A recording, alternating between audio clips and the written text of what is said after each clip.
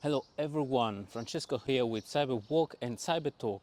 Have you ever thought about what is the methodology of attack used by threat actor to exploit vulnerability in your system?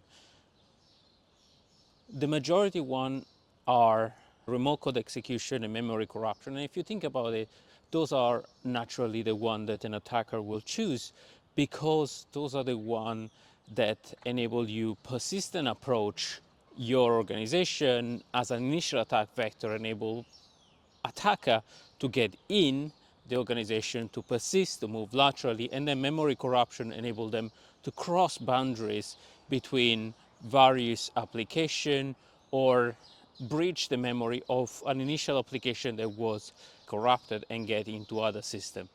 So with vulnerabilities that have reached for the first year ever in the data breach report from Verizon, crossing the line between the top methodology of exploitation, between phishing attack and other methodology, vulnerability exploitation right now is one of the first methodology of attack that attackers are using to exploit. And with vulnerabilities being produced at scale, with the use of AI-generated code right now, we haven't seen them in production yet, but we've seen initially vibe-coded vulnerabilities.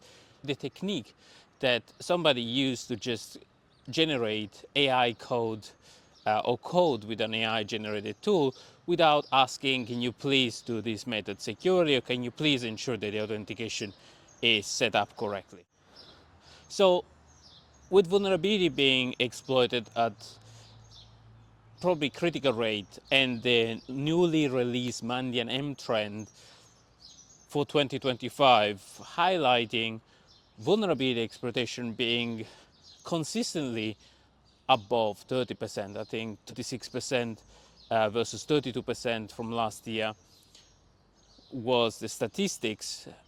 It's important to look at the vulnerability that really matters. And with code being generated faster than ever, GitHub has expressed that 40 to 50% of code will be AI generated.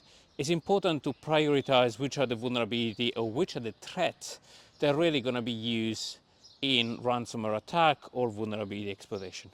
So have a look at the recent article that I posted on the threats that matters most and the one used mostly in vulnerability exploitation and in ransomware attack. I hope you stay safe out there, you look after your top critical threats and top critical application. Francesco here, Cyberwalk and Cybertalk with the Defender Club. Stay safe out there. Goodbye.